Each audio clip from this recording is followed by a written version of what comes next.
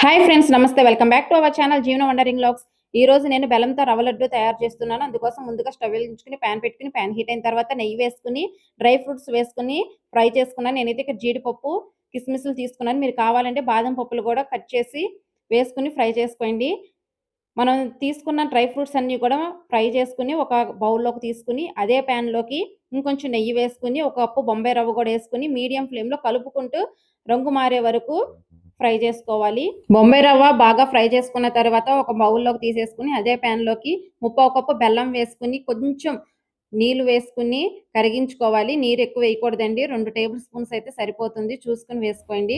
బెల్లం బాగా కరిగించుకున్న తర్వాత ముందుగా వేయించుకున్న రవ్వలోకి వడగొట్టి తీసుకుని కొద్దిగా యాలకుల పొడి, కొంచెం కాచి చల్లార్చిన పాలు, ముందుగా వేయించుకున్న డ్రై ఫ్రూట్స్ వేసుకుని మొత్తం ఒకసారి బాగా కలుపుకొని లడ్డూల్లాగా చేసుకుంటే సరిపోతుంది. టేస్ట్ అయితే చాలా బాగుంది. వీడియో నచ్చితే లైక్ చేసి మన ఛానల్ని సబ్స్క్రైబ్ చేసుకోండి.